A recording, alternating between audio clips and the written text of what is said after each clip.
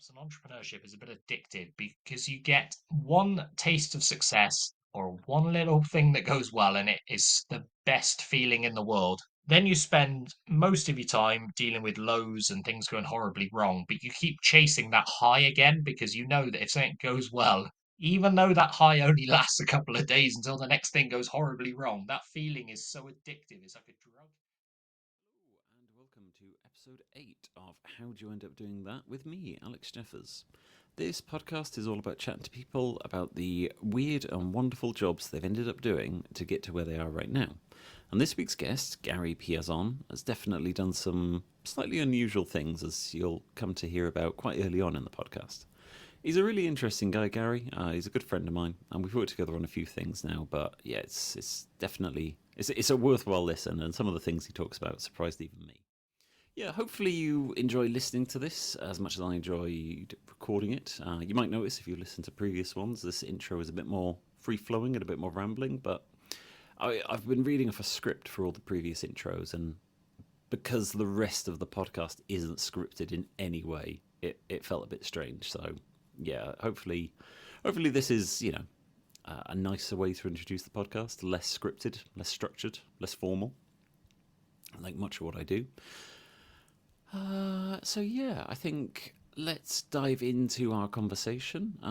If you listen to it and you want to feedback, if you've got anything you'd like to say to me, or anything you'd like me to pass on to Gary, you can drop me an email to alex@howdyou.com. That's HOWDYOU.com. And yeah, I'd be happy to get any emails and answer any questions. So without much further ado, let's jump into our call with Gary. Cheers.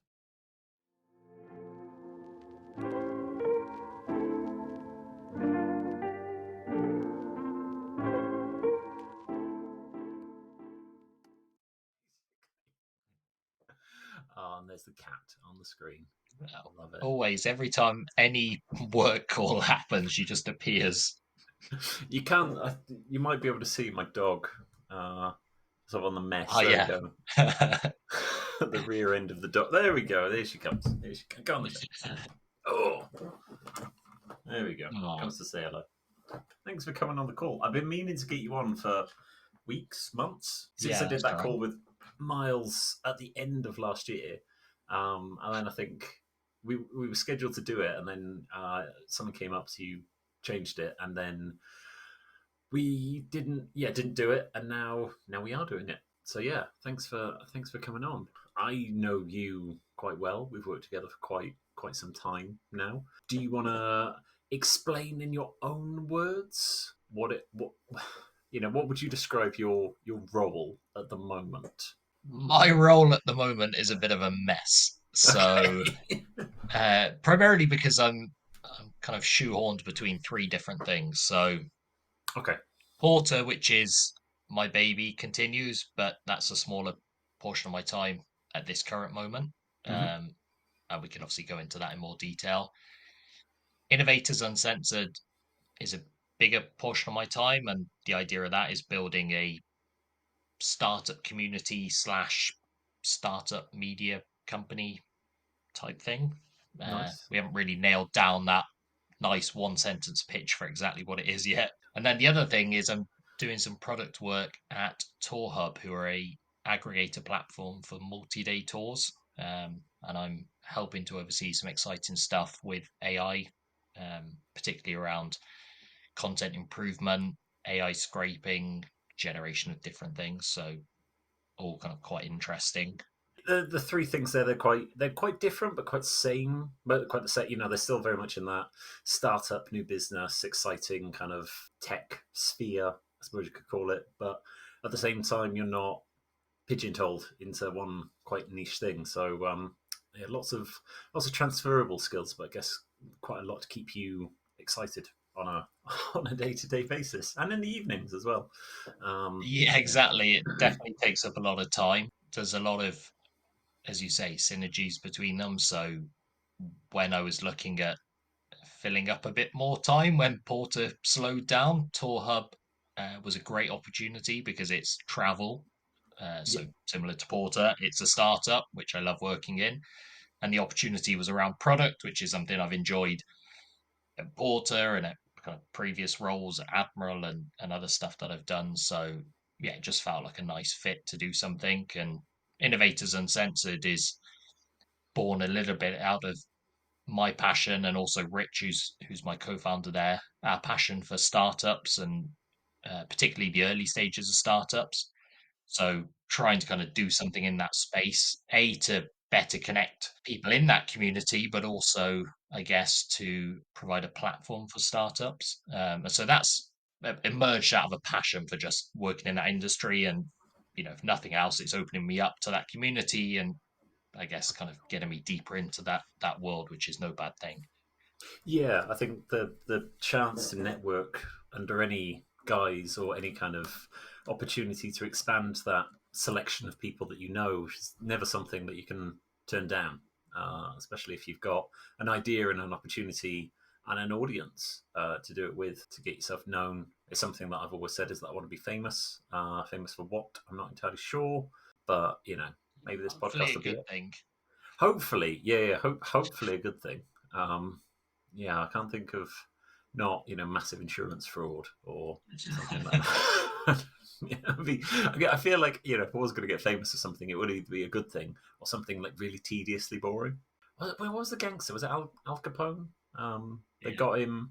They got him on tax evasion in the end. They couldn't prove that he did any of the crimes they actually did, but they got him on tax evasion. So like covered off what you're doing now. Lots of cool stuff, lots of interesting stuff. I guess the obvious question then is how do you get into doing that? So if we kind of roll it all the way back, go back to school, and because you live in Cardiff now, but you're not Cardiff born and bred, are you?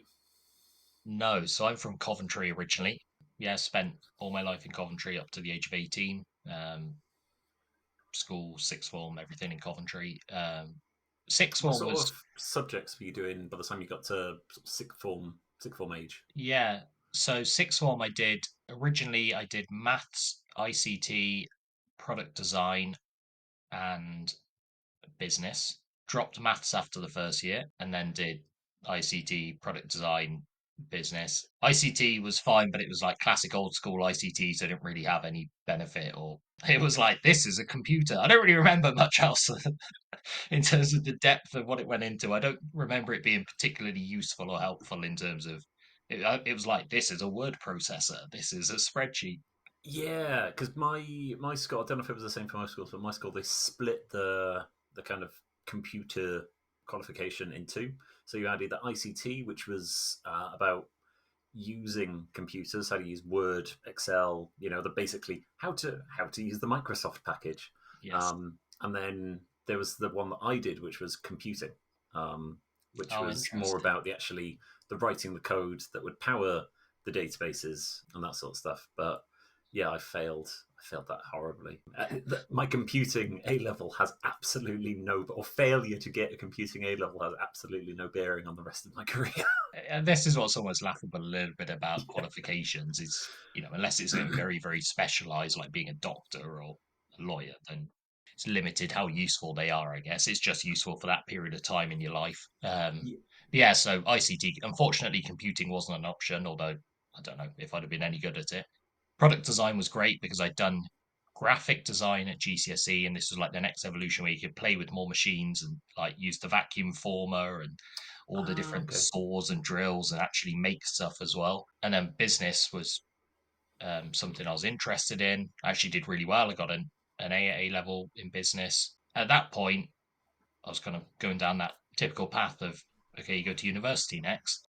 Moved to Swansea University, not for many reasons other than I was big into athletics at the time, and I really liked the look of their track. Um, and it was a long way away. But, that's kind of I guess the base requirement for a lot of people going to university is whereas what university is far away from your home. Yeah, yeah. A Um, friend of mine went to Swansea University for the simple reason it was the closest campus to the sea. yeah, exactly. And I really enjoyed that aspect of it being I mean, even Swansea itself has a pretty decent city centre beach. Like it's sandy, Yeah. does the job. And I went there to study international business management with Italian. The idea being that I'd really enjoyed business at A level, here's the chance to kind of go into more depth and learn it in more detail at university. And then Italian, I'm half Italian, half Italian family. So I thought, I couldn't do it at A level. The school I went to didn't offer it at A level. Oh, So I thought, I could do that. And the course actually involved a third year living in Italy. So it's a right. 4 year program with the third year like an exchange type thing where you go and study in Italy for a year. The idea was that by the end of these 4 years, I'd be really knowledgeable about business and bilingual. Can you speak Italian? Um, Could you speak Italian before you started the course? no, Okay. and I still can't. I I have still can't. really good vocabulary, but no grammar. I can't really understand when people speak to me because I'm never around it. So I can say what I Okay. want, but I can't ask a question because if somebody responds, then that's the end of the conversation because I don't know what they've said. So I just have to Right. make statements, carefully calculated statements, rather than asking questions. Uh, but Dos I pia, por favor. That's French, isn't exactly. it? No, I think I was Spanish. Okay. I love going there, and I feel like when I am around it, I suddenly realize it's like my brain unlocks all of these words that I forgot I knew. And at some point in my life, I was able to spend a prolonged period there. I'd get to a decent level of competency and conversational Italian. The problem with university was I'd grown up, I went to probably about the roughest school in Coventry for secondary school, it taught me a lot of street smarts, not so much educationally. I mean, I still did okay at GCSE level. I then actually got to go to a really good sixth form, and that was a great experience. But then when I went to university, I suddenly had all this freedom. I didn't really feel like I was necessarily well prepared for all that freedom and kind of got a bit lost. I didn't really feel like I had any support particularly, and I guess lack of support plus freedom, it just kind of fell out. So it's like lack of support, specifically like family support or support from the university itself. I'd say support from the university. My big challenge at university was I went there because I wanted to obviously learn more and expand everything I'd already done. And the challenge with the UK university system is the first year doesn't really count. And so it's just very generic, and you just have to pass the first year to do the years that do count. Well, because of that, I felt like I was taking a backward step. I was like, well, I'm not learning anything new. Like, I've already done all of this. And so I just completely lost interest and switched off from uni and stopped going to lectures and instead started working. So Right. I'd worked alongside my A levels, all through sixth form I'd worked. I actually worked as a tour guide at Warwick Castle, which was a brilliant job. Full costume as well. That was a great job. And so I wasn't shy of working. And so when I went to university, I ended up working three different jobs, which also probably contributed to me not going to lectures that often. I got a job at River Island early mornings doing deliveries. So literally taking in the clothes at like 4 or 5 in the morning and sorting them out and tagging them and putting them in the stockroom. I somehow blagged a job with Monster Energy just as they were launching in the UK to be their collegiate brand ambassador for Swansea, where I got paid, I think it was like £150 a month, plus I got a few hundred cans of Monster every month, plus like stickers, temporary tattoos, condoms, cups, like all sorts of things. And my job was literally just to take this stuff to parties, which was a great job. And I also worked as a concierge and a leisure assistant at the Marriott Hotel in Swansea. So three completely different jobs. Yeah, very, very sort of. I guess the first thing, very broad-ranging jobs, and also very like unsocial hours for all of those jobs. So it's not like it's not like you sort of went right. I'm going to pick a weekend job and I'm just going to work like Saturday, Sunday, and do my lectures in the week. You were up at 4 in the morning tagging stuff. Was there a reason why you didn't go for a job that was better hours? Is the reason why you picked all three jobs? And did you think maybe like the doing all the jobs affected your motivation because you thought, well, I've suddenly got money. I'm not doing my degree and I'm earning money instead. So on the motivation point, yes, it definitely affected that. Um, Partially because of the money and partially because I'd lost interest in Yeah, university because it wasn't teaching me anything, which is why I was paying thousands of pounds to go, was yeah, because I was there to learn and felt like I wasn't. And that's where I felt like the university could have possibly supported me more and Okay. I didn't really know where to turn to. Like, I just felt like I was this tiny fish in a big pond, and I just kind of slipped under the radar. The reason for the three jobs, I don't really know. I think I'd probably started with the River Island one. Then, like, the monster thing wasn't really a job. It was just go to a party and take these cans with you. And I guess I was looking for something else. Like, I didn't really want to work shop floor at River Island, so there wasn't really any progression chance there. But at the same time, it was a job. I was earning some money. It was safe. It was like a couple of days a week when the lorry came, and so then the Marriott kind of gave me something a bit more. Well, they gave me a lot more hours essentially, so it filled in all the gaps.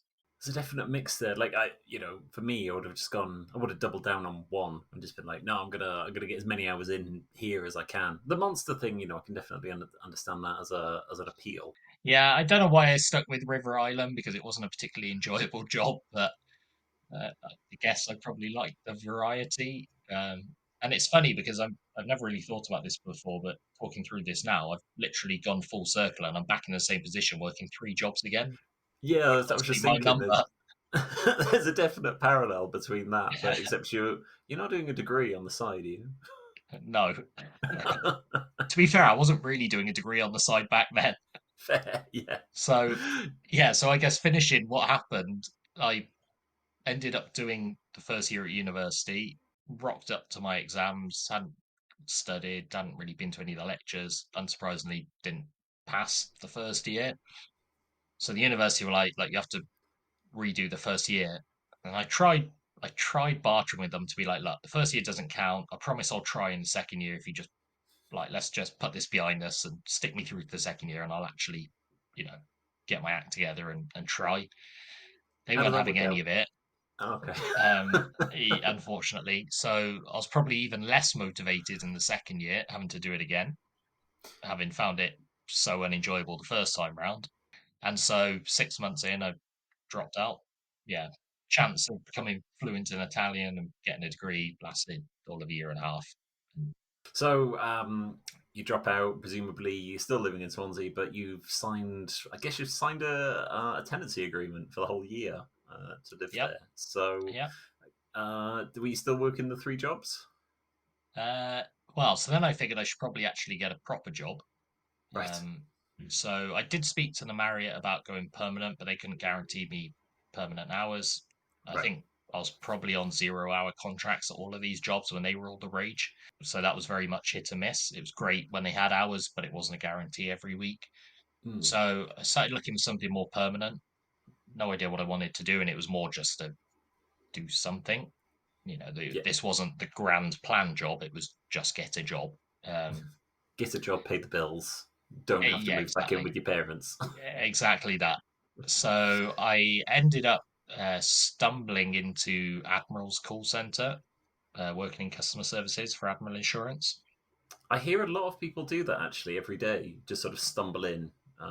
Yeah. Still quite drunk from the night before. And it almost was that that literal of a stumble. So yeah, fell into that.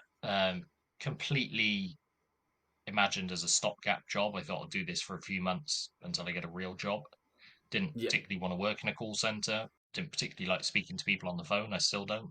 But I thought it's a job. It'll pay the bills. Albeit Were you won't doing pay that. outbound sales or people calling No, you to deal with their no. So inquiries? this was literally people phoning me to complain about stuff. So it was the typical things were like, oh, I'm going away for the weekend. I need to put my brother on the car insurance policy, or oh, I forgot to tell you that last year I had a speeding conviction. And I'd be that person who'd be like, yeah, your insurance has gone up by £6,000 and you have to pay it now, otherwise we'll cancel it. And so I got Oh, to deal with all those delightful phone calls. right. Um, over the so I worked in I ended up working in customer services there for about 2 years, and I took just over, or I can't remember the exact number, but it was around 25,000 phone calls. That's a lot of pissed off people. It was a lot of pissed off people. So yeah, so that was a bit of a rough period. Admiral was always a stopgap job for me. I always thought I'd Mm. be there a matter of months and get something else. And the whole time I was in the call center, I was looking for other jobs, applying for other things. Then one day, an opportunity came up where they were recruiting internally, and Admiral's really big on this internal progression and promotion, which is, I had periods at Admiral that I didn't particularly enjoy, but I can't say anything bad about the company because I had opportunities there I don't think I'd have ever had at any other company. So from the call center, I ended up moving to work in their recruitment department. And again, it wasn't recruitment in the classic sales type of recruitment that you think of, because this was all inbound. This was people just applying to us for jobs. It wasn't us trying to like headhunt and then sell candidates into other businesses. This was just people saying, "I want to come and work for you." So I really enjoyed being outside of the call center because I could suddenly, like, I guess it wasn't so rigid. Like the call center, everything's kind of tracked and monitored, and you follow a script, and there's not really much room for individuality. Once you're outside of that, you can start to kind of show that you've got something about you. So from there, I progressed to be a recruitment officer, which meant I could be involved in running recruitment campaigns for departments. And then I progressed to be a lead recruitment officer, where I helped work with the recruitment officers in the team then and help support them with their recruitment campaigns. And I guess the most exciting thing of working in recruitment was it suddenly gave me access to the whole business. So I suddenly got to see all of these different departments. So whereas before I was really siloed in customer services, I was suddenly recruiting not only for the different call centers, but kind of other support areas of the business. And so it suddenly kind of gave me a really wide reaching understanding of this huge organization. That was also great in terms of networking and meeting all sorts of different people around the business and then putting myself in front of them to kind of say, this is who I am, this is what I'm about. So that was really exciting. It also led me to start working in Cardiff. So this all up until this point, I'd been working for Admiral in Swansea.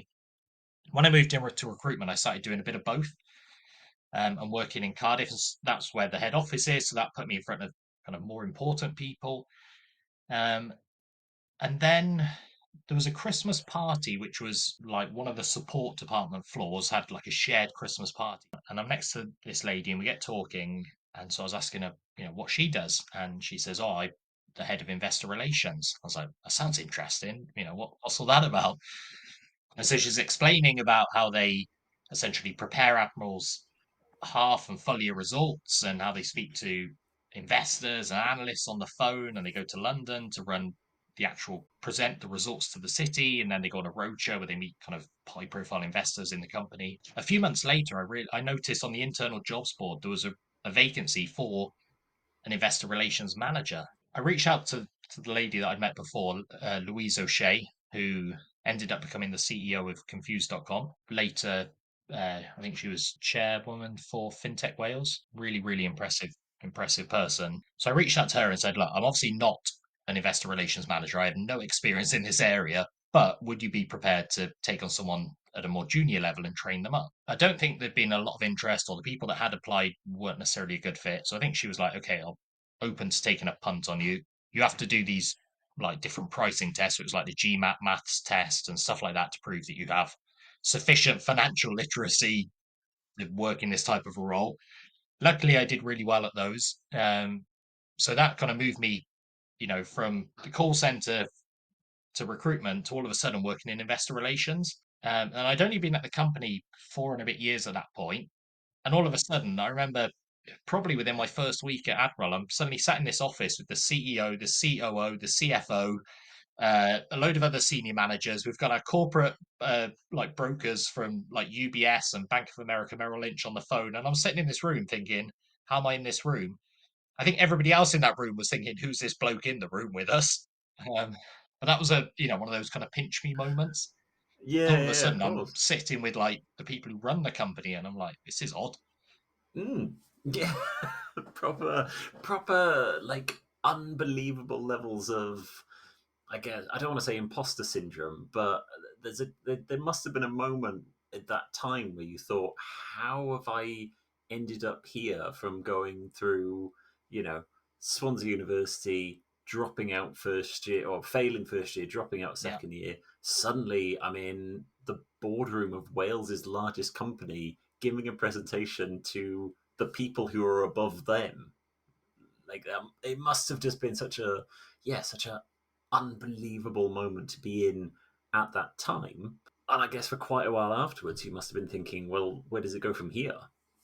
Oh, massively. Yeah, I had a really, really good time in investor relations, and that really, I guess, cemented my place in the company and gave me the opportunity to foster really strong relationships with that senior management group, which obviously did me no harm in terms of then progressing from that point. So I probably spent a few years in investor relations, and I was kind of starting to get that itch for something different again. So I ended up moving to do commercial management in Admiral's telematics business. Telematics being the little box that goes in your car and monitors how you drive in exchange for, if you drive well, cheaper premiums. So that was great because suddenly, I'd gone from call center recruitment, IR, where I'd got, really good understanding of the inner workings of a FTSE 100 company. During that time, I'd also been able to get involved in some investment projects because obviously Admiral has big pots of money that they want to do stuff with, so it's not just sat there.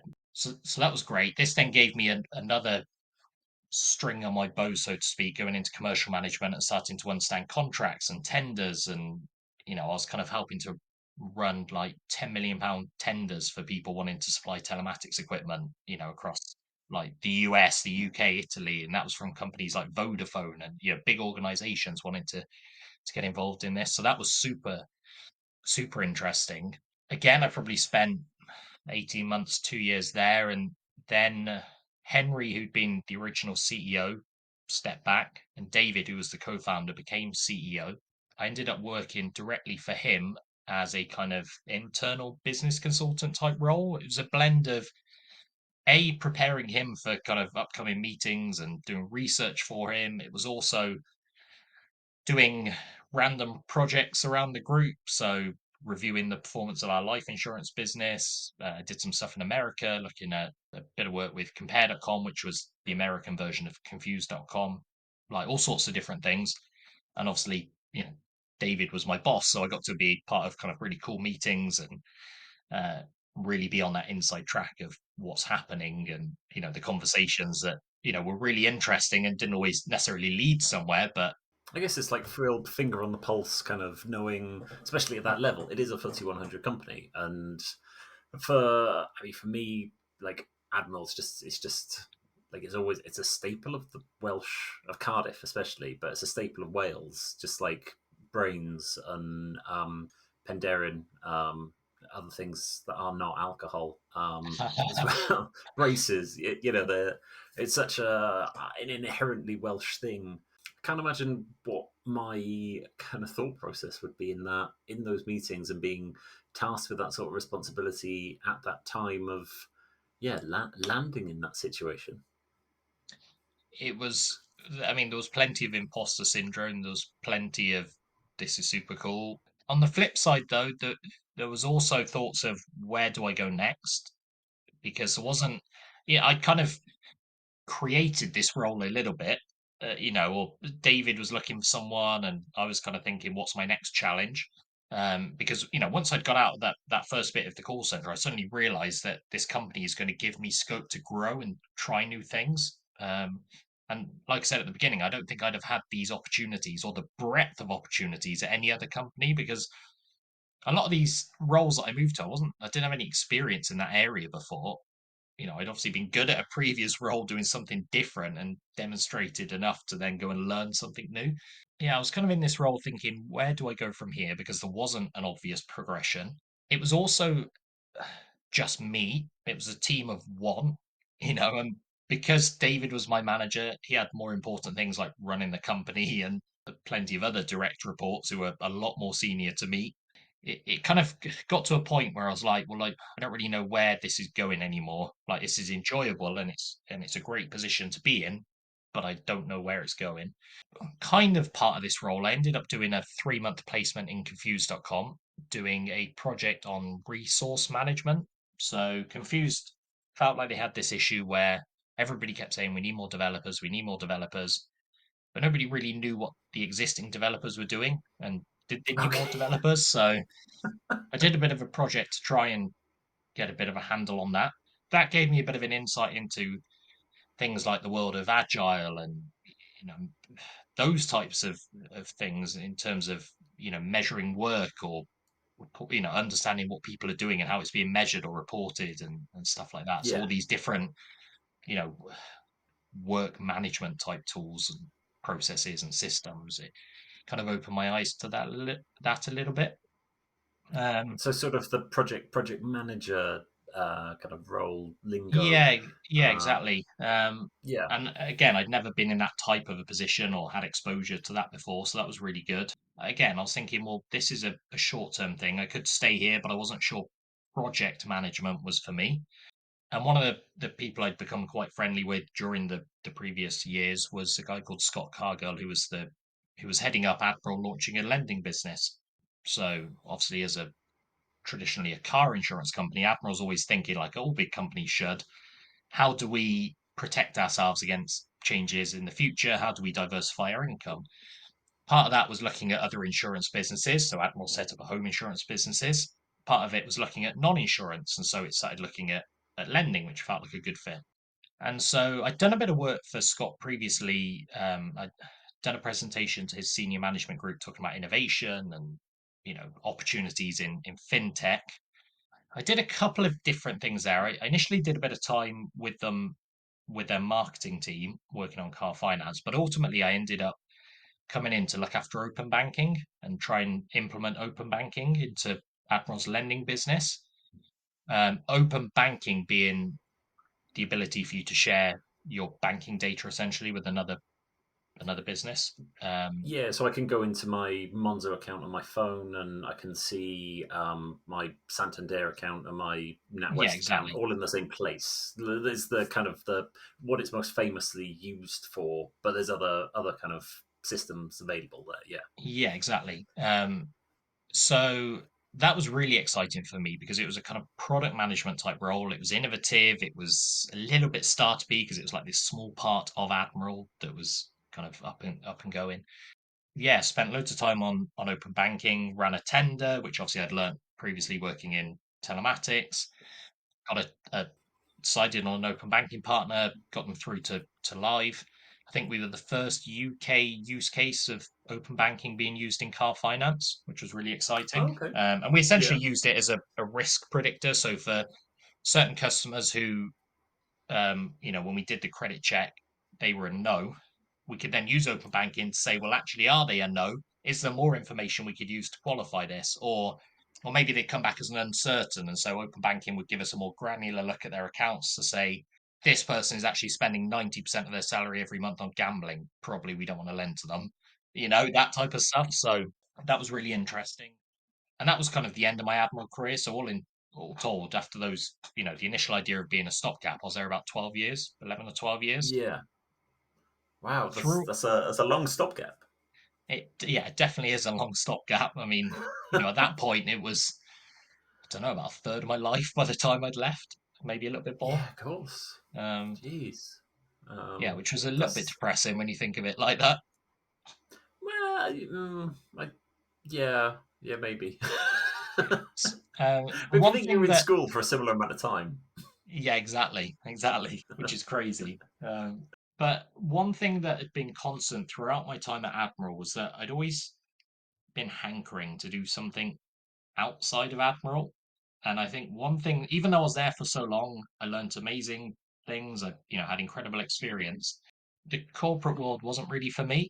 And I felt like I figured that out quite early. And so I'd constantly been trying to set things up on the side and launch kind of side businesses. So going back to the very, very early days, probably when I was still in the call center, myself and a friend called James had a soap company called the Soap Basket, where we bought a load of wholesale soap and tried to sell that online.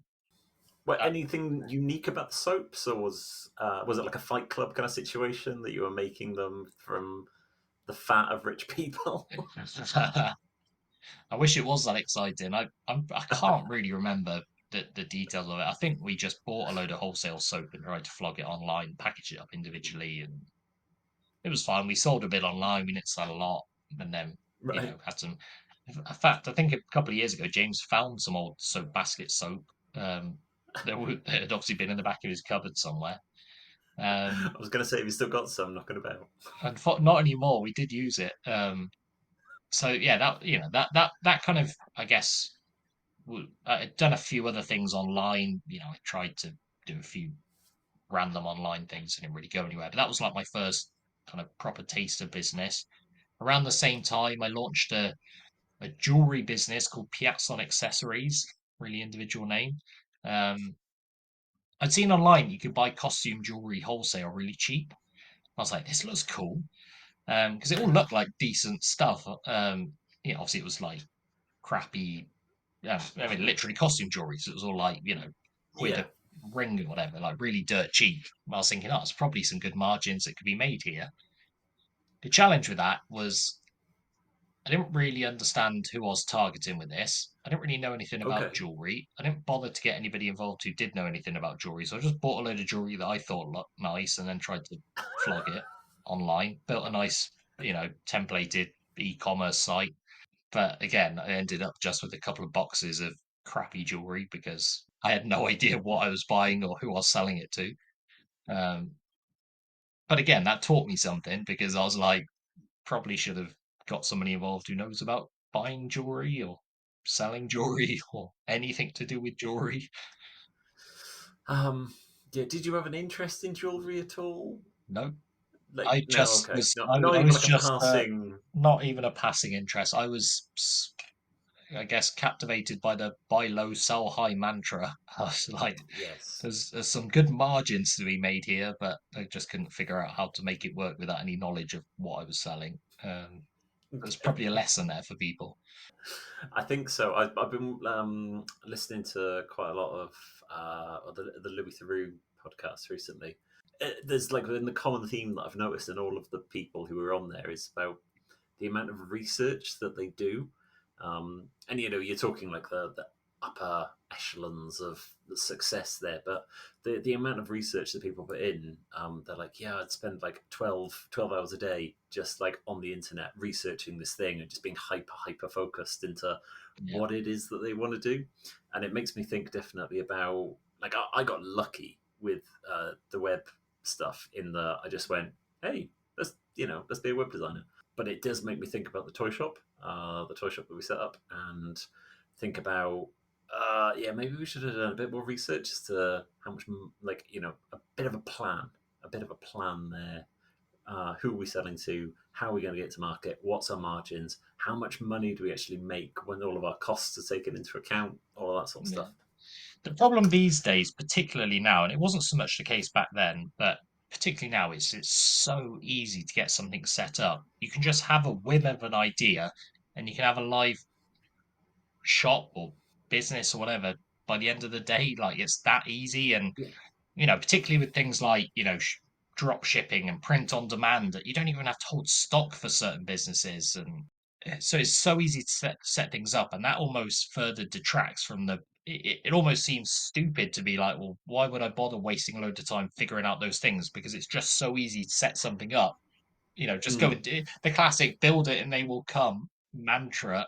And it is hard because even with the best idea in the world and the most amount of research, it still doesn't mean your business is going to work, and there's still going to be weird things that happen after you go live that you can't foresee, or when you roll it out at a bigger scale. Um, and there's companies who raise crazy amounts of money and can't get it right. So Yeah. business is difficult, but I was bitten by that bug quite early on, and I knew that was where I wanted to be. So it was just a case of keep plugging away until something works. Yeah, So I think after, sorry, my favorite sort of the reason sort of how I ended up getting to know you was through Foot, which was I guess the thing like the precursor to Porter almost, or the business before. But I think the way that that came to end is I think there's a great lesson to be learned in uh, that story yeah, potentially. yeah, 100%. So, I mean, just for completeness, there was one other business before FUT, which was a company called Studentopoly, and that was like right move for students. Okay. So, um, that initially started with me just using a kind of templated real estate type website as a base. I pretty much just went and pestered a load of landlords in Swansea, and I was like, "Do you want to list on my website for free?" Initially, the idea was then that you'd monetize. by charging the landlords to list. And that was okay. I, around the same time as I did that, probably about a year after, there were quite a few startups who entered that space, realizing that nothing had been done in that space for about 20 years. And they all had Right. serious, serious financial backing. Um, I tried to do something smarter. Obviously, my background isn't web of any sort. Like, I feel like I Yeah. understand it, I just can't do it. So I found a technical co-founder through Shell Livewire, which used to be a like entrepreneur hub run by Shell, as in the petrol company. Uh, they used to have like this. It was called Livewire, like an entrepreneur type hub or small business hub for young people. So I met this guy through one of the forums or something on there. Nice guy. He was a web developer, so we built some bespoke stuff. We had a handful of landlords and a handful of cities, and it was fine. It just never really went anywhere, so that just kind of fizzled out and died. But towards the back end of that was when I was thinking about the next thing, Foot, which was originally the Good Sock Company. James, the same James from the Soap Basket, and I were sat in work. He also worked at Admirals, still does, and we were sat near to each other, and we'd go for a wander around town to get a coffee at lunch or whatever, and both of us quite enjoyed fun, colourful, bright socks. We're thinking, how hard could this be to build a business with fun, colourful, bright socks? And again, I feel like we were on something because it was on the cusp of colourful socks becoming popular. Like colourful socks weren't really a thing when we started Foot. They were on like there were companies like Happy Socks who were big, but it wasn't like now you go into every single shop and you struggle to find a pair of black socks now. It was the other way round when it was harder to find colourful socks and your boring black or white socks. So we're like, why don't we start a fun, colourful sock company? Started reaching out to loads of sock suppliers, which was an absolute nightmare trying to find a reliable sock supplier. A, because we were obviously looking for smaller quantities, and B, because they were just useless. Like so many people we spoke to were so unreliable. It was a nightmare. So we went through just about every sock company in Europe trying to find a supplier. We were also trying to think, what is our USP? Like, what is going to stand us out against Happy Socks, for example? The initial idea was that we wanted some sort of a good giving back kind of background to the sock company. So we wanted to do kind of socks with purpose where we donate a portion of sales to a charity. In the early days, we were looking at doing augmented reality socks and playing off the AR craze as it was back then. Yeah, that was a Um, big thing at the time, wasn't it it? was a really big thing at the time. So we were thinking, A, this Yeah. could open us up to funding because I'd never raised. So, what I realized with Studentopoly was that that business needed money. Like the reason that Yeah. didn't work fundamentally was because it had no money, and so it didn't go anywhere. Like we couldn't reach people fast enough, we couldn't develop fast enough because it was just two of us doing it as a side project. Like it needed more resource to get somewhere. Very much with the Good Sock Company, we're thinking, how can we make this investable? How can we make this reach a bigger audience? And how can we make it stand out? And the whole, the world's first augmented reality sock is a bit of a headline grabber because it sounds stupid. Why would you want an AR sock? But anyway, that was kind of how we started it. And so we ended up having like QR codes stitched onto the top of the sock and stuff. But then we realized that everyone has a different shaped foot and that would stretch the QR code. And so it would look Yeah. different for it. And it was a nightmare. And also, we were at the very, very beginning of AR adoption. And obviously, when you think about like the average phone that people had, it was like, well, probably 90% of people aren't really going to be able to use this, but 5% might be able to use it amazingly or something because they've got the latest, like, whatever. So we're kind of wondering what to do. The team was four of us at the time. At some point, we got you involved to do some website stuff for us. And we also found investment. So connected with a guy through LinkedIn who was very wealthy, was really interested in socks because he'd almost invested in another sock business, had loads of connections. So we snapped his hand off. We took a small amount of money. We decided to go third partners because the interesting bit to us wasn't so much the money, it was more the doors he could open for us as somebody who was a Yeah. successful businessman. Great. So that was when we rebranded from the Good Sock Company to Foot. We found a great sock supplier in Italy, and our USP was the fact that we were making great socks in Italy. We decided to give 5% to War Child, and we had a partnership with War Child to help children in war torn areas around the world. And we also worked with a different designer every month. So we decided on a subscription model for the socks. So you pay £10 a month, and each month we'll send you a new pair of socks through your letterbox, and each month will be designed by a different designer. And we wanted to work with like a really wide range of people. So not just traditional designers. We wanted to work with like tattoo artists or architects or, anybody in that realm of design who could do something a little bit different. So the first thing we did was stick a landing page up which you helped us with, because we wanted a loyalty scheme or referral scheme that said, sign up, refer 15 people, and when we go live, you get a free pair of socks. Yes. Yeah. The homepage said, sign up and we'll send you a free pair of socks. And then after you put in your email address, it was then like the messaging was a bit clearer, and it was like, actually, you need to refer 15 people or something along those lines. It was. Yeah. It was. I think it was like the top 10 people who referred somebody, or the top 10 referrers would get a free pair of socks. I think that was the deal. It was something like that. But we asked you to refer quite a lot of people, but we didn't make that clear on the first page. The first page was basically get free socks, put your email address and get free socks. That took off, and in the space of about a week, we had something like 25,000 people sign up to this, which was phenomenal.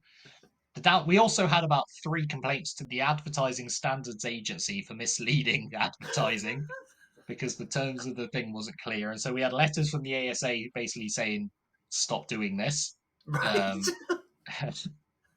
Which at that point, we'd already got 25,000 emails. So we were like, fine, we've got a nice base of people that we can launch this product to. The problem then was it took us about 10 months or something ridiculous to actually get the first lot of socks sorted and ready to actually turn the company on and start selling socks. So by that point, our 25,000 audience had gone from kind of semi-warm, because I'm sure a lot of them were spammy, to freezing cold. Yeah. So we launched, and this big audience that we had was useless, essentially. That being said, like, we got it live.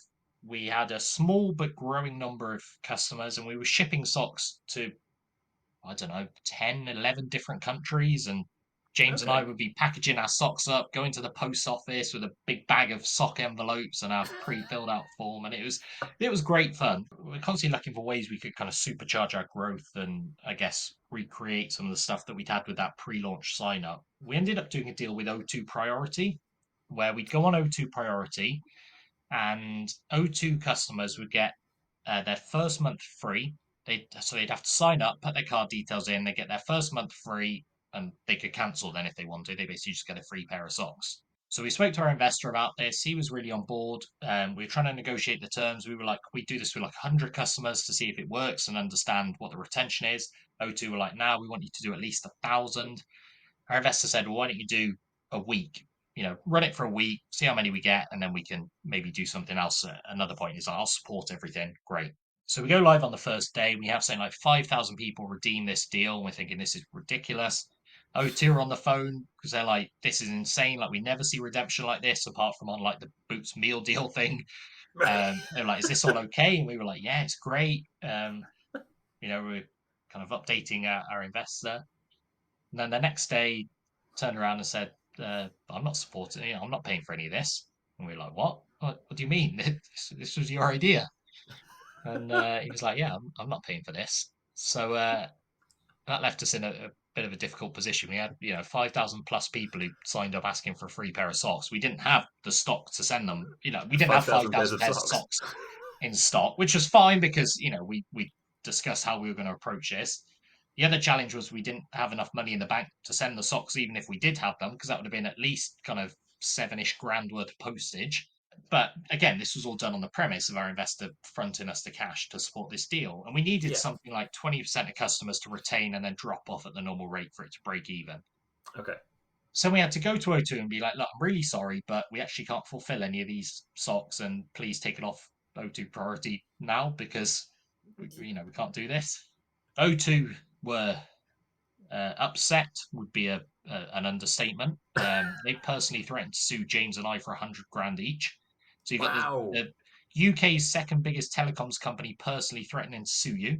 So we're like, well, we'll just shut the company down, and that'll solve all our problems. So Problem is, we couldn't do that because we didn't have the voting rights. And our investor said if we do that, he'd sue us, and he has these really fancy lawyers. So we're like, well, okay, we're kind of stuck between a bit of a rock and a hard place here.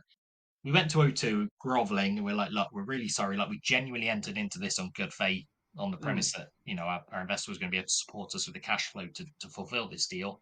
We sent them copies of the bank statements to be like, look, we literally have no money. We're not messing you around. Like, we can't afford to do this. Luckily, we never heard anything from them. The situation with the investor didn't really get any better. Like, we just basically gave him all of our stock and let him have the business in a nutshell. But what was really interesting was, yes, that was a really bitter and horrible end, and very, very stressful end to that. But what was interesting was O2 emailed all of those customers saying, look, this can't, this isn't happening, cancel, basically. We then emailed all the customers saying, look, we're really sorry, we can't fulfill this, you'll have to cancel your subscription. After all that, we still had over 1,000 people subscribed, which would No have been way. 10 grand a month revenue if obviously we could have kept going. And we made about a 50% profit margin on the sock. So we'd have been making money, and that was the 20% that we needed. And that was after us and O2 had both emailed them saying this isn't happening. We still had about over 1,000. And that just shows the power of subscriptions and how sticky they are. Yeah, So yeah. it felt like we were like this close to actually making something, which was really upsetting. For me, that fired me up even more because I was like, I've got unfinished business. Yeah, I need to do something else. But also, I was so kind of drained from the horrible ending of FUT. I was like, I need a bit of a break, and I don't just want to rush into the next thing. So I spent a little while. I had a few different ideas that came up, and I thought about them and looked into them. And then I was like, maybe they're not quite viable. Out of the blue, I was going to a conference with Admiral, and I needed to book somewhere to stay. So I went on to booking.com. I said, I need to go to London on these dates. Great. So then I went on the map view to see what hotels were actually near the conference centre that I was going to. There were all these pins on the map. Great. So I clicked on a pin, details popped up. It said no rooms available.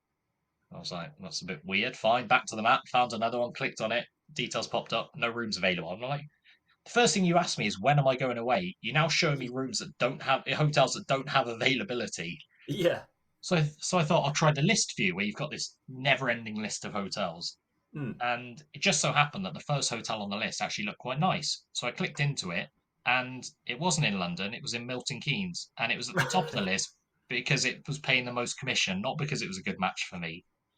Okay. So that got me thinking, well, surely there's a better way of doing this. And surely I'm not the only person who's had this horrible experience of searching for hotels. Yeah. So I started speaking to colleagues at work, strangers in coffee shops, friends, family, and pretty much everyone I spoke to had a similar version of the same story. The thing that it kept coming back to was the time it takes, like people talking about having to, write off a whole weekend to try and decide where they're going to stay. And a lot of that bubbled down to the fact that there's just too much choice. And you have this paradox of choice where essentially the more options you have, the harder it becomes to make a decision. That led me to think, well, look, surely something could be done here. And that was the kind of genesis point of Porter. And the idea initially was how can we do the hard work of going through that list of 10,000 potential options and say, look, 9,970 of these are crap. Yeah. So why are we showing you them? Here's the 10, 20, 30 that you should be paying attention to. Have a look at those. We've sifted out the rest. Here's the 10 that you should be looking at. That was kind of the birth of Porter, literally my own frustration. And it felt like a good fit because I really love travel. I really love hotels. I previously worked in a hotel going back to the Marriott days. And the reason I got the job at the Marriott was because I love nice hotels so much. I wanted to see behind the scenes.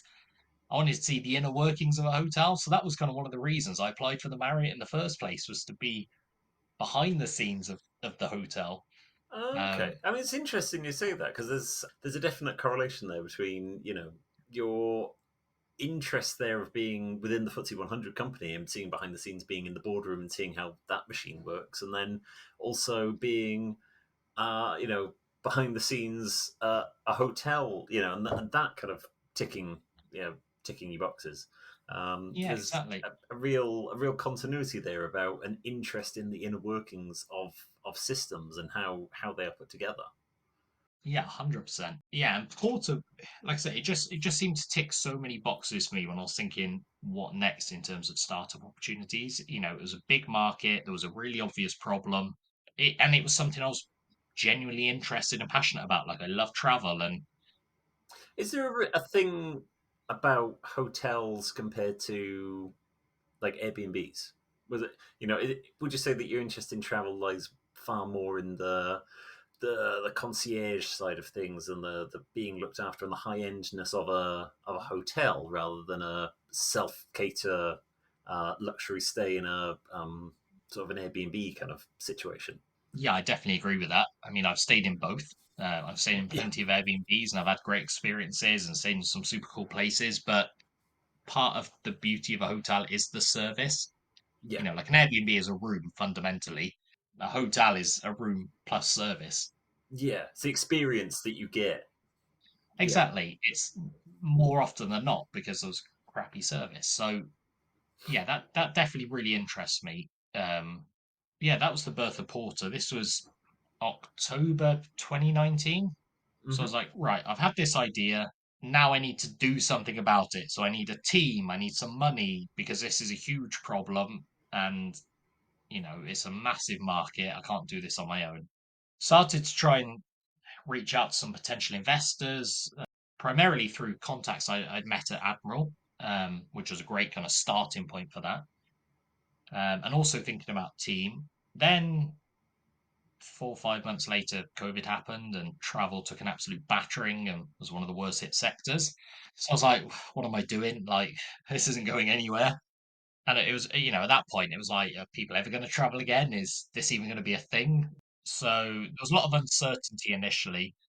that whole time there was, because we'd never experienced it before. It was also new. It was very much like the only point of reference people had was Walking Dead and apocalypse films with Yeah, the entire world shut down. We were all told to stay in our homes. There was a deadly virus going around that it was proper end of days sort of stuff, wasn't it? And then the thought then of kind of reaching out to an investor and saying, "Hey, I've got an idea about booking."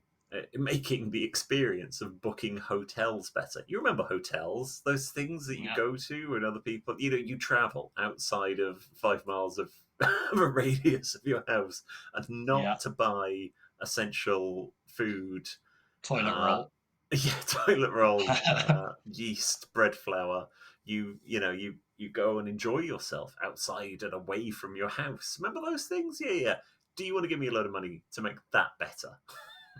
Yeah, exactly. Yeah, it was a bit of a weird one. There was a big period when COVID happened where I was like, this probably isn't going to happen. Then when things started to get back to a bit of normality, it gave me a chance to reflect and be like, is this still a problem? Does this problem still exist? Yeah. Is there going to be a market for this? Luckily, the answer was yes. And I think when the first lockdown was lifted, if anything, it reinforced that even stronger because the demand for travel was huge Yes. because it had been so suppressed. I was like, if anything, this is the perfect time to be doing this because people are desperate to be traveling. Yeah. And so people are, in their droves turning to online. If anything, it closed a lot of, you know, physical travel agencies and stuff and pushed even more people online. So there was like a real combination of a lot of good things for that type of travel industry. Um, and I guess the beauty as well was that during COVID, no one had been able to progress anything because they were laying off staff and just trying to keep the lights on. So us as a nimble startup were in this perfect position where we could just kind of build something and try and attack the market. We were very lucky, or I was very lucky in managing to secure some initial funding of about £100,000 to get things off the ground.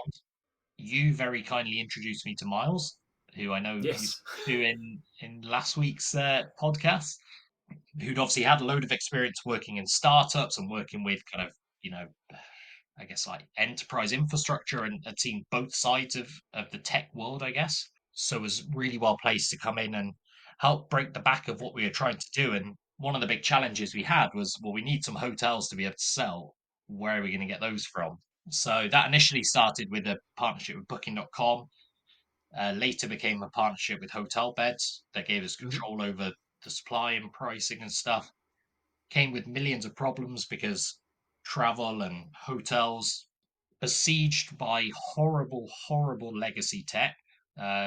Lots of dodgy data, and it's a mess of an industry, but it's so huge. I don't think anyone's for like, unless somebody is seriously well funded, and I mean like hundreds of millions of pounds well funded, they're not going to do Mm. it. Like, there's other startups who've tried and have raised in the magnitude of tens of millions and haven't even come close to cracking it.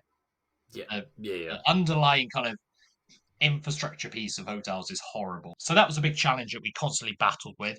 We initially set out trying to do a direct consumer proposition, put in your details, and we'll match you to hotels. That fundamentally struggled because you're competing against Booking.com and Expedia, and there was a couple of problems. One is, how do you find people at that perfect sweet spot of, I want to book a hotel right now? And if you don't get them, then how do you keep hold of them so that when they are ready to, you're the perfect person to say yes, I'll book with Porter. And because we're a startup, trying to build all of those processes that all the other companies have had for years and refined for years, like, the perfect email chaser system that's going to send you an email every day for the next 6 months until you book. Like, we didn't have any of that. So it was very much trying to learn on the fly. And there was a lot of research that went into Porter beforehand, but there was a lot of stuff not being in the industry I obviously wasn't prepared for. That being said, I think we came at things from a different angle, which worked in our favor. But I think in hindsight, maybe somebody with more experience would have been a good early hire. Somebody else has a bit of a balance on the team to be like, you should be thinking about emails, for example. I think Yeah. that would have been a great use of our time. But also, you spend so much of your time firefighting as a startup. You've got little money, no resource. You can't do it all. Like, we literally had a team of like you, Miles, a front end dev, and that was our tech team. And you're trying to take on Booking.com and Expedia, who both spend like 5 to 10 billion annually on, well, I think it's 5 billion each annually on marketing. They basically spend combined an Admiral every year on marketing in terms of, like, what Admiral's worth as a company. It's ridiculous.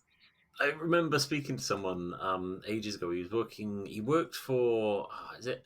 I want to say Ecosia, but I think it's either a search engine or a brand of washing up liquid.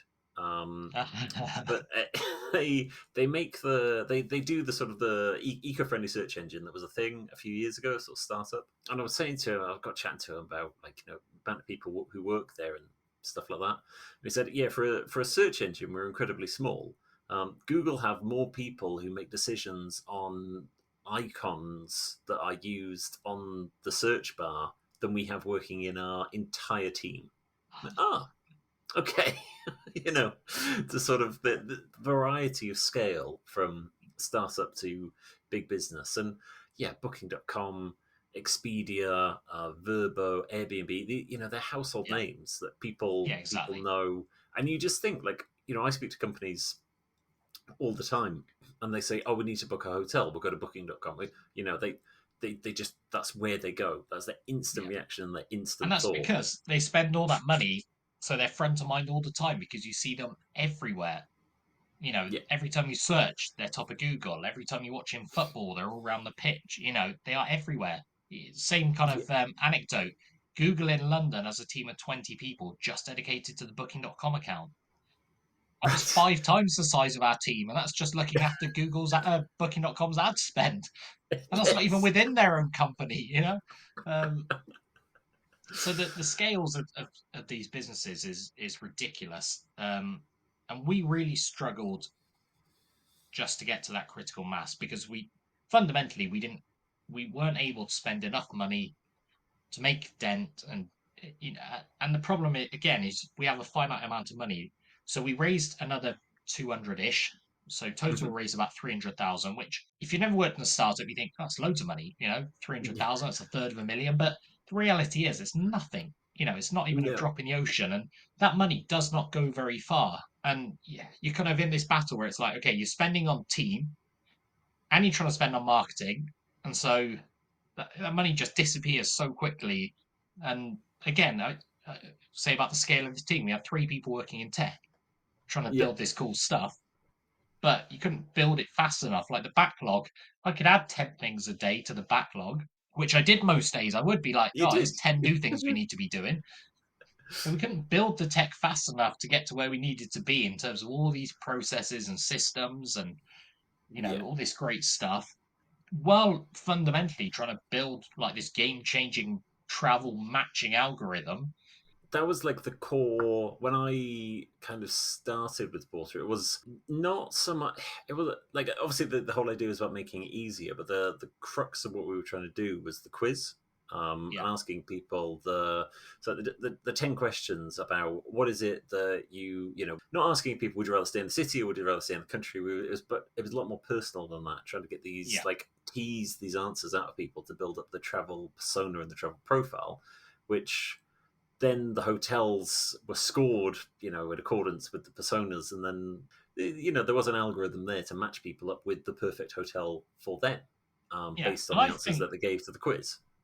I think we did a decent job of that. And also, you have to Mm. remember this is without, we didn't really have any data, so we couldn't do any like snazzy machine learning or anything like that. Also, if we'd have been 3 years later, so we obviously tried to build like what do we call it? The porter summary thing. I can't remember what the term was we used. Um, Porter pick, or I don't know, whatever it was. And we basically explained why, again, it was fairly simple in the background, but we not only do we do all this logic to rank and score and weight hotels, we then Mm. also would explain in kind of plain English why we've matched you to this hotel. And you think if we'd have done this 3 years later with OpenAI, Yeah. it would have been, Layla, the like hotel recommendation startup that's been backed by Paris Hilton, has raised like 2 million or something and has just bought another company. And that's using OpenAI's technology, and it's not even very good.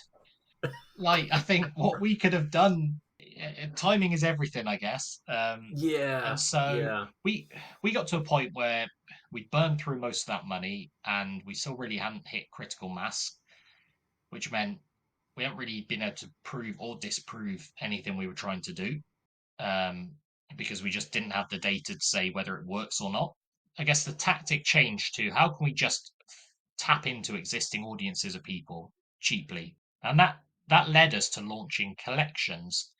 And the idea behind collections was that it was essentially going to be Spotify playlists for hotels. Anybody could create a collection of hotels and promote that to their audience. So you could have influencers create a collection of all the hotels they've stayed in and promote it to their audience. So if you're following Yeah. this influencer, you can really easily see in one place all of the hotels they've stayed in and get pricing and availability and book them. Mhm. It would also allow us to leverage that person's knowledge and experiences. So you could get a fitness influencer build a collection of hotels with good gyms, a vegan food influencer build a collection of hotels that did a great vegan breakfast. Like there were loads of possibilities here. It ultimately led us down a route of repositioning the business to doing a B2B2C strategy. So we started going after businesses who had an audience of people who were traveling, and we'd say, look, we'll help you essentially provide you with the tools to offer accommodation to your audience, and we'll do that on a commission share basis or split whatever we earn if they book a hotel. And that was interesting. We secured partnerships with the likes of Sheffield's Utilita Arena, Cardiff City Football Club, a couple of race organisers, Great British Entrepreneur Awards. The challenge we had was by the time we got all that live, the company pretty much had no money. So the team had pretty much dwindled. So a lot of it sat on my shoulders in terms of trying to outreach to these companies, get them interested, get them on board. Then there'd be a learning process of a few months of kind of optimizing what we built to their specific user base to make it work for them and help them promote it, figure out how they should be offering it to their customers. And each of them had a completely different audience, so interacted completely differently. What we were finding was it was almost like a 4 to 5 month lead time for these partnerships to start generating some bookings, like in any real scale. And it was just too slow. Like, reality was we needed to raise more money so we could get somebody in who could just be like full-time sales, winning these partnerships, somebody else then who could work with them to optimize their integrations, and somebody else like smashing the tech still because there was loads of work needed to be done as always on tech. So we tried to raise more money. That pretty much coincided with Liz Truss losing out to a soggy lettuce and destroying the economy, which meant that we couldn't raise any money because everybody decided actually investing is a horrible idea right now. The company just went into survival mode and essentially did nothing. We ultimately turned everything off. That being said, the company still exists. So I said at the beginning that I'm spending obviously a portion of my time still on Porter. Um, and the company still exists with quite a big pivot. So we're still looking at hotels. But one thing that the past 4-ish years have taught me is that one, hotel tech is horrible and crap and legacy and outdated. Two, the online travel agents like Booking and Expedia have too much power in that industry. And three, thinking back to foot, subscriptions are beautiful, beautiful things. How can I combine all of that and generate some value from Porter? So what we're looking at now is more of a SaaS proposition, essentially wanting to provide best in class technology to help hotels. And specifically, what we're looking at is upsell technology. The idea being you book a hotel and then 10 days, 2 weeks before you arrive, you get an email saying, "Hey, Alex, hope you're looking forward to your stay at whatever hotel. Would you like to add anything extra to your stay? Do you want a bottle of wine waiting for you in your room? Do you want some chocolates? Do you want to book a spa treatment? Do you want to upgrade your room?" Whatever it is, we are essentially providing a top of the line bit of kit that will allow any hotel to do that seamlessly, and generate essentially additional income for the hotel, whilst also allowing guests to better personalize their stay and have a better experience with that hotel. That's still really early days, but there's some exciting, hopefully, things to come from that. And I think that's, I genuinely believe it's got legs. Um, there's a couple of other people looking at it, but nobody doing it well. We could just laser focus on doing this one thing better than anyone else. I think the that kind of mindset of like taking all the previous learnings that you've had from all the previous business, and then each time, because you're not iterating on the same thing, but you've taken a learning from a previous thing and then kind of implement that going forward, and that's quite important, I think. And I think some people don't necessarily learn from their mistakes, and it seems like you've done quite well at taking those learnings and taking them forward into the next thing you're doing, and kind of dragging that experience with you. But on the sort of the way of looking at dragging things with you, how is I guess the kind of like your, I don't want to say your mental health, but yeah, your sort of, how does it feel sort of constantly running up against these challenges and always feeling maybe like you're a little bit too early with some of the stuff that you've kind of been doing? Yeah, it's definitely been tough. So you are right that everything that I've done, I've done for a reason. So, I learned from Piazzon Accessories, you should know your audience. So then I did a student property thing because I'd been a student and I'd experienced that firsthand. Then I Mm. realized that we needed money to grow that. So when we did FUT, we raised some money. Then going into Porter, I was like, well, I need something that I'm really passionate about. Same as socks, but I need better investors who are closer aligned to what we're trying to do and buy into the vision. And, we did that. Unfortunately, we couldn't get enough or enough money, but, Yeah. we did that. And then everything that happened at Porter, every time we changed, it was for a reason. So the initial premise, I believe, is solid. And Hmm. other, like you look at Layla, who are doing this and have raised money, that, there's obviously interest still in that area. That couldn't work because we didn't have enough money. So then we did collections. And, we did that because we needed a way to get in front of an audience without paying any money. And then Yeah. that hasn't worked, or again, not that it hasn't worked, but we didn't have the money to support it long enough to scale it. So now we're looking at, well, are there opportunities where we can leverage all of our knowledge and experience in a slightly different way, but still within the realm of hotels? From a Yeah. mental health perspective, yes, there's definitely been plenty of tough moments. The thing for me is that startups and entrepreneurship is a bit addictive because you get one taste of success or one little thing that goes well, and it is the best feeling in the world. Then you spend most of your time dealing with lows and things going horribly wrong, but you keep chasing that high again because you know that if something goes well, even though that high only lasts a couple of days until the next thing goes horribly wrong, that feeling is so addictive. It's like a drug.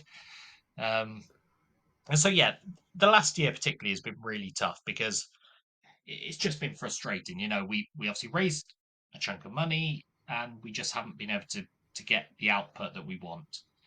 And I don't think we've done anything particularly wrong. Like, yes, there's things I'd probably do slightly differently with all of the knowledge and hindsight that I've had, but I don't think we particularly did anything wrong along the way. It's just been a bit of bad luck, bad timing, and we got hit Yeah. by COVID in the offset, then the economy falling apart, and like things like OpenAI, what that could have done to our business 3 years ago when we were doing that type of stuff and we were trying to build it from scratch.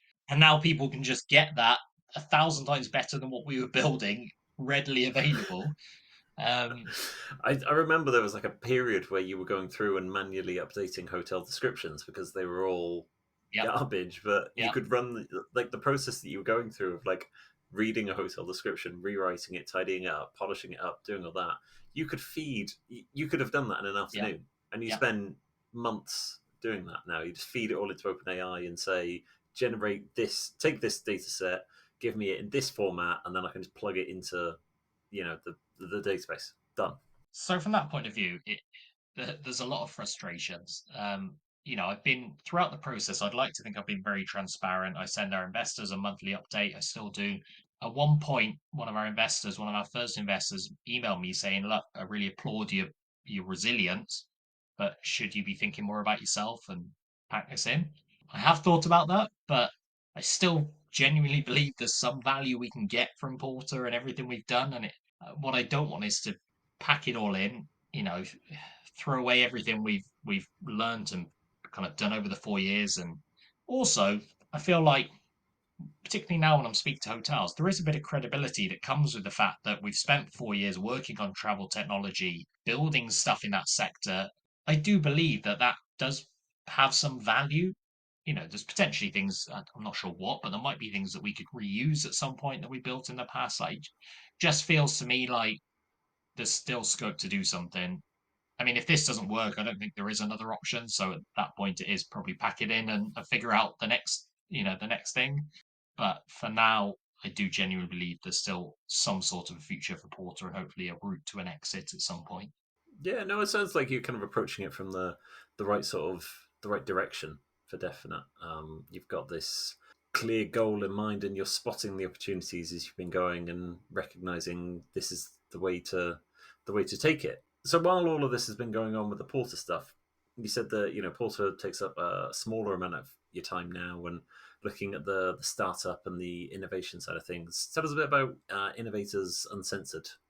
Yeah, of course. So Innovators Uncensored came about from my own passion for startups, but also recognizing that there's not a lot of information out there around the very early stages of businesses.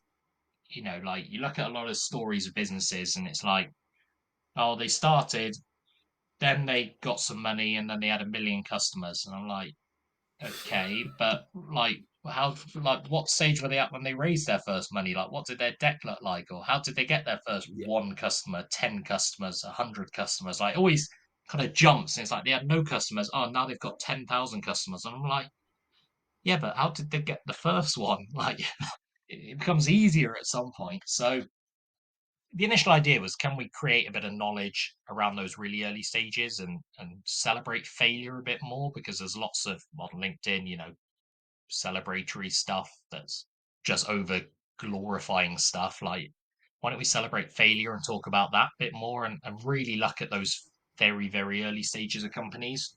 And also, I just, Mhm. genuinely believe that outside of London, there's not enough support for startups. Like, I don't think Wales is a great place to launch a startup. You're very isolated. There's not a lot of investors. The investors who are here don't really understand startups. Like, the Yeah. difference between the UK and the US from an investment point of view is American investors want to maximize return, UK investors want to minimize risk. And those things don't really go well with a startup, which is a very, very risky thing. So that's why in America you hear all these stories of somebody being like, I've got an idea, and then somebody gives them $1 million. Whereas here it's like, I've got this business, it's making loads of money, and the investor's like, oh, I'll give you a tenner and I want 20% of your company for it. Um, It's It's the Dragon's Den versus Shark Tank kind of dynamic. exactly. So that's the idea behind Innovators Uncensored. We started off with a newsletter at the end of last year, which has grown really, really fast. We've got a really good community of startup founders who read that. Every week we share like startup opportunities, because one of the most important things about running a startup is knowing what's going on and knowing the opportunities available to you. And that's not always easy to keep on track Yeah. of that. So we share those opportunities, be it funding opportunities or events you should be going to. We share jobs within startup companies. We share marketing hacks, stories from real companies, particularly focusing on kind of their early days or things that went wrong, tools that could be helping you. And we also profile a different startup every week, because, again, a big part of what we're trying to do is provide a bit of a platform for startups. Mm-hmm. We are moving into events as well. So we have our first event coming up at literally a month today, the 21st of March, in Cardiff. And that's going to be a really fun night of startup founders, startup enthusiasts. We've got the founder of Oggy coming in to talk about the early stages of Oggy, particularly talking about the failures or challenges and how they got their first customers and all of that. We'll have some fun activities. We'll ideally create a really supportive place for people to collaborate and have fun. Both of me and Rich hate networking events. We hate going to those type of events that are stuffy and boring. We want to create something that people want to go to and enjoy being at and get to know people that they don't know. Yeah, I think that's kind of the what a lot of people really want from networking events. That's in the startup world. That's not your BNIs or your Yeah, exactly. those kind of events. There was an event in London years and years ago. It's would have been about 10 years ago now, but I think it was called Glug, and their slogan was "Not working," which I always quite liked, because it's networking actually not working. Love that. Yeah, I thought that was quite good. It kind of made me want to set up a networking event at the time, but just never came to be. But with the sort of the Innovators Uncensored kind of thing, do you see that there being a route into monetizing that properly? Not properly, but making a living out of that kind of media aspect of newsletters, events, that kind of thing. Definitely. I think there's real potential for that to be a really big company. We've already had a few months worth of sponsorship of the newsletter, so that's obviously provided some early income. That audience is just going to keep growing, which will become more valuable, which will mean there's more opportunities for us to generate income from that, like initially from sponsorship. There's also potential for us to do other newsletters, which are then more opportunities for sponsorship. Going in on different niches, for example. The events, we're talking to sponsors about the events because we want to make things freer at the point of access for startup founders, because we know startup founders often don't have money. So for us, it's how can we ensure that they're free and potentially earn something as well. And we want to make the events national. So can we do, if we can nail a really good job in Cardiff, which we're really confident we can we do things in Bristol? Can we do things in Manchester, Birmingham, Newcastle, Leeds, wherever? So that becomes a much bigger thing. And then, is there potentially a premium offering of Innovators Uncensored where we can unlock access to things? It could be various support, it could be perks, it could be courses, training. There's all sorts of different things that could feed into something that's genuinely valuable and helpful for founders. And so there's loads of things that are percolating under the surface that we're looking at right now. Amazing. I really, really love the approach that you're taking with that, and the steps that you could take to grow it, and the fact that that could become a media business in itself, which I guess is another. You're taking the learnings that you've made from the startup world and then diversifying it slightly again outside of travel and tourism, jewelries, jewellery, socks, soaps, and you're taking that startup mentality and taking it to a whole new industry entirely, but capitalizing on the experiences that you've made through those businesses. So we're sort of running out of time now. This is kind of we've been recording quite a while now, Gary. So amazing. Thank you so much. Normally, the last question I ask people is if you could go back and do anything again, would you do anything differently, and would you like to have ended up anywhere else? But I think you've answered that over the course of the questions that we've kind of come up with. So I feel like the better question, and there's something that I really want to know is, well, two actually. One, do you wish you'd finished your degree and learnt Italian fluently and sort of seen that through to the end? And two, would you ever consider going back to working at Admiral or another large corporate environment? In answer to the first question, sometimes I regret not finishing my degree, but not the business part, just the Italian part. That if I could have done that year abroad in Italy, I'd have a really good level in Italian and be probably close to bilingual. I don't feel like I'd have benefited in any way, shape, or form from the business part of the degree. Like I learned so much at Admiral in terms of what it actually takes to run a business and had so much exposure to so many different areas. Couple that with all the startup stuff I've done, that's given me such a better grounding in life than the degree ever would have. I don't think it would have given me a leg up either.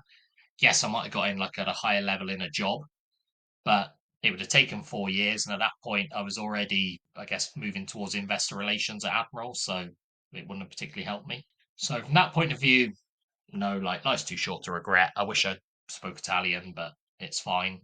And in terms of going back to a corporate, ideally no.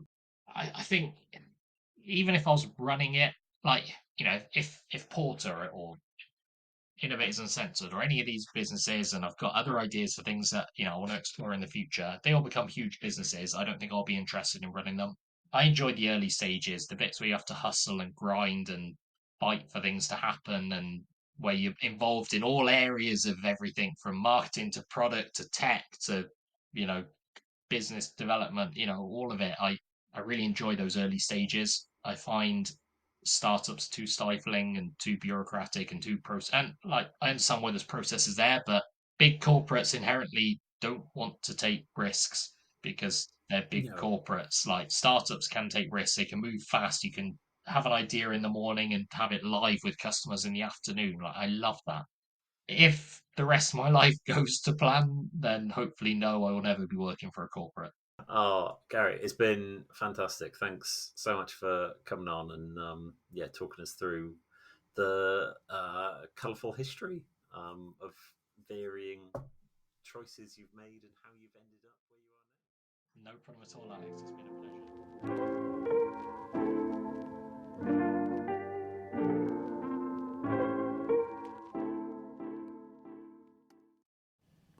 Thanks again for listening to episode 8. I hope you enjoyed listening to it as much as I enjoyed recording it. I feel like I say that too much, maybe, but I don't know. I really hope you do, because I really enjoy making these, and I really hope people enjoy listening to them as well. Hopefully the presence of the cat and the dog chat at the start and the slight change of format has been enjoyable. Let me know what you think. Please, drop me an email. I'd love to hear what other people think about the work that I do and the work that goes into this, and just it'd be really nice to get to hear what people think about this. So, good or bad, feel free to drop me an email to alex@howdyou.com. That's HOWDYOU.com. Hopefully I will be back next Monday, although I've got quite a lot of stuff on. So I think I'm going away for a couple of days. So I'm not sure if there will be an episode next week, but hopefully there will. No, I'm not. No, I'm not going to say hopefully there will. There will, because otherwise that's giving myself a way out. So there will be an episode next week. Who will be on it? I don't know yet, but I'll make sure there is an episode next week. So like I say, feel free to get in touch. Let me know if you got any feedback, any comments, and you will be hearing from me again next week. If you've got this far, if you like what I'm doing, please subscribe, follow. Yeah, it's called follow now, isn't it? Follow on Spotify and on Apple and YouTube as well. This is on YouTube now for some reason. So please follow, leave a good review. Just be great to hear what people think about it and to share it with your friends as well. Get other people involved, get other people listening to weird career stories. If you want to come on and tell your story, get in touch. We can have a chat. Hopefully it'll be quite nice, relaxed and informal. We can go from there. So cool. get in touch, please. Leave reviews, follow, subscribe, like, comment, all of that good stuff. And yeah, I'll speak to you next week. Cheers.